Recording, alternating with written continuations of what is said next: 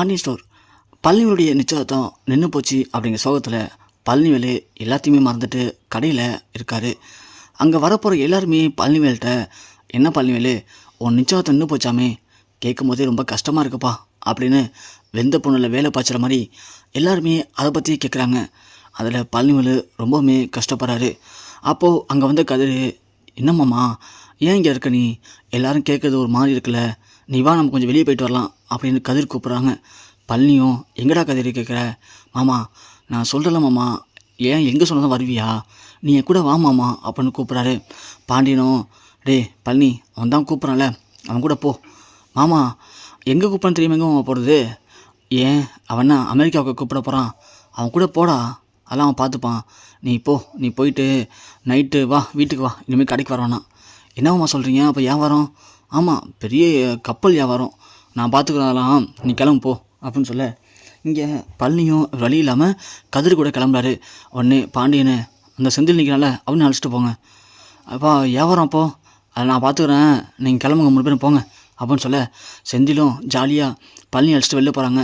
வெளில போவோம் கதிர் சொல்கிறாரு, மாமா நீ வம்சங்கிருண்ணே அப்படின்னு சொல்லிட்டு செந்தில்கிட்ட வந்து, அண்ணே என்னென்ன மாமாவுக்கு என்னென்ன பண்ணுறது, இப்போ அந்த நிச்சயதார்த்தம் நின்று போச்சு, ஆனால் அந்த பொண்ணுக்கு மாமா மேலே இன்ட்ரெஸ்ட் இருக்குண்ணே அப்படின்னு சொல்ல, டேய் உன்கிட்ட சொல்ல மறந்துட்டு பார்த்தியா, நாம் மாமா அழைச்சிட்டு போய் இந்த பொண்ணுட்டு பேசுமாடா, என்னென்ன சொல்கிற, ஆமாண்ணே, இல்லைடா அந்த பொண்ணுக்கு மாமா பார்க்கும்போது நான் பார்த்தேன், அந்த பொண்ணுக்கு மாமா அழகே பிடிச்சிருக்கு, ஆனால் அவன் குடும்பத்துக்காக அந்த பொண்ணு மாமாவை வழி இல்லாமல் விட்டுட்டு நிற்குது, நான் மட்டும் போய் இப்போ மாமாவை வச்சு அந்த பொண்ணுகிட்ட பேசணும்னு வச்சுக்கேன், அந்த பொண்ணுக்கு ஓகே அப்படின்னா அந்த பொண்ணை தூக்கிட்டு வந்து கூட மாமா கல்யாணம் வைக்கலாம்டா, அது எந்த தப்பும் இல்லை.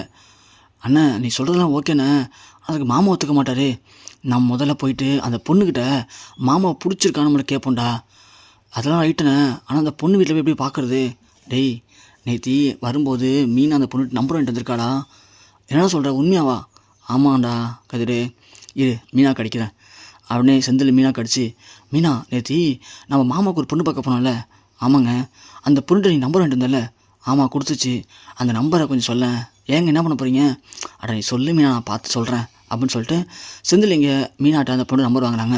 நம்பரை வாங்கி அந்த பொண்ணு கால் பண்ணுறாங்க.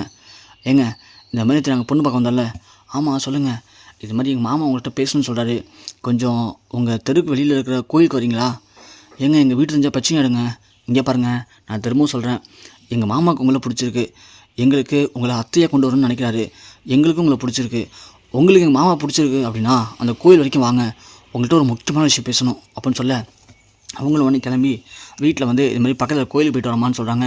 ஏய் நீ இத்தனை நிச்சயம் தண்ணி பேருக்கு இன்றைக்கி கோயிலுக்கு போறியா, அதான் ஒன்று வேணாம் வீட்லேயே இரு, ஏம்மா நான் என்னமோ தப்பு பண்ணேன், நான் எதுவும் பிடிச்ச பையனை கல்யாணம் பண்ணிக்க முடியாமல் போயிடுச்சா, இல்லை நான் அந்த பொண்ணை பையனை வேணான்னு சொல்லிட்டேனா, ஏம்மா நீங்கள் தான் கல்யாணத்தை நிப்பாட்டினீங்க, அப்படி இருக்கும்போது நான் ஏம்மா கவலை பண்ணோம், எனக்கு மனசு சரியில்லை அதனால் கோயிலுக்கு போகிறேன், நம்பிக்கை இருந்தால் விடுங்கம்மா அப்படின்னு இந்த பொண்ணு சொல்ல, சரி போயிட்டு வா போ அப்படின்னு அனுப்பிச்சுட்றாங்க.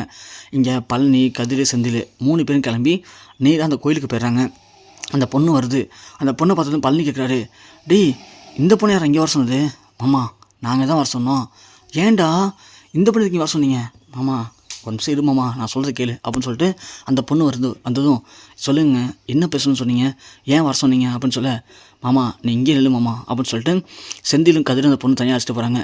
அழைச்சிட்டு போயிட்டு, இந்த மாதிரி எங்கள் மாமா ரொம்ப நல்லவருங்க, ஆனால் அவங்களுடைய அண்ணன் தம்பிங்க தான் இப்படி வேணும்னே பழி போட்டு அவரை இப்படி தேவையில்லாமல் பிரச்சனை பண்ணி கலந்து நிப்பாட்டிட்டாங்க, மற்றபடி எங்கள் மாமா ரொம்ப நல்லவர் அப்படின்னு சொல்ல, ஏங்க உங்கள் மாமா பற்றி எனக்கு தெரியுங்க, நானும் விசாரித்தேன், உங்கள் மாமா உங்களுக்காகவும் உங்கள் அம்மாவுக்காகவும் தான் குடும்பத்தையே விட்டுட்டு வந்து கஷ்டப்பட்டுருக்காரு, இப்படி அக்கா மேலேயும் அக்கா பிள்ளைங்க மேலே வச்சுருக்க பாசத்தை என் மேலே வைக்காமல் போயிடுவாரா, எனக்கு உங்கள் மாமா பிடிச்சிருக்குங்க, ஆனால் எங்கள் அப்பா அம்மா தான் அவங்களோட பேச்சு கேட்டு கல்யாணத்தை நிப்பாட்டிட்டாங்க, அவங்கள மீறி நான் என்னங்க பண்ண முடியும் அப்படின்னு சொல்ல, இங்கே பாருங்கள் உங்களுக்கு மாமா பிடிச்சிருக்குல்ல, பிடிச்சிருக்குங்க, அப்போது நீங்கள் மாமா கல்யாணம் பண்ணிக்கோங்க, அது எப்படிங்க, ஒன்றும் இல்லைங்க, நேராக போவோம் ரிஜிஸ்டர் ஆஃபீஸில் போய்ட்டு ரிஜிஸ்டர் மேரேஜ் பண்ணிப்போம், ஏங்க வீட்டு தெரிஞ்சால் பிரச்சனை ஆகிடுங்க, இங்கே பாருங்கள் நமக்கு இருக்கிறது ஒரு வாழ்க்கை தான், பிடிச்ச வாழ்க்கையை பண்ணும்போது கண்டிப்பாக 1000 பிரச்சனை வரதாங்க செய்யும், அதெல்லாம் எதிர்த்து தான் கல்யாணம் பண்ணிக்கணும், இந்தா எங்கள் அண்ணனை பாருங்கள் கல்யாணம் பண்ணிக்கிட்டாரு, அதுவும் லவ் பண்ணி, நானும் அப்படி தான் வீட்டு எதிர்த்து தான் கல்யாணம் பண்ணிக்கிட்டேன், அதுக்காக எங்கள் அப்பா அம்மா செத்துக்காமல் போயிட்டாங்க, ஏங்க பெத்த பிள்ளைங்களே செத்துக்கிட்டாங்க, அப்படிங்கும்போது எங்கள் மாமாவுக்கு உங்களை பிடிச்சிருக்கு, ஏன் எங்கள் அப்பாவுக்கும் எங்கள் அம்மாவுக்குமே உங்களை பிடிச்சிருக்கு, ஆனால் எங்கள் தாய் மாமா பண்ண பிரச்சனை தானே கல்யாணம் நின்னு போச்சு. அப்படி இருக்கும்போது உங்களை யாரும் ஒன்றும் சொல்ல மாட்டாங்க, கண்டிப்பாக ஏற்றுப்பாங்க. உங்கள் மாமாவுக்கு தெரியுமா அதெல்லாம்? ஏங்க எங்கள் மாமா சொல்லி தாங்க நான் வந்து பேசுகிறோம், உங்களுக்கு பிடிச்சிருக்குன்னா எங்கள் மாமா ரெடியாக இருக்காருங்க அப்படின்னு சொல்ல, எனக்கு ஓகே தாங்க அப்போ அது போதுங்க, நீங்கள் சாமியை கும்பிடுங்க நான் வந்துடுறோம் அப்படின்னு சொல்லிட்டு கதிரும் செந்தில் இங்கே போய் சரவணனுக்கு கால் பண்ணி சொல்கிறாங்க. சரவணன் ஒன்று, டேய் என்ன சொல்கிறீங்க, இதெல்லாம் நடக்குமா, பிரச்சனை வராதா? சரவணா நீ உடனே வான பார்த்து போனேன் அப்படின்னு சரவணனை கூப்பிட்றாங்க. இங்கே பழனிட்ட போய் சொல்கிறாங்க, மாமா அந்த பொண்ணுக்கு ஒன்று பிடிச்சிருக்கான், ரிஜிஸ்டர் மேரேஜ் பண்ணிக்கலாமான்னு கேட்குறாங்க. டேய் என்ன சொல்கிறீங்க, அதெல்லாம் வேணாண்டா, உங்கள் அப்பாவுக்கு தெரிஞ்சுன்னா எனக்கு கொன்னே போட்டுருவாரா?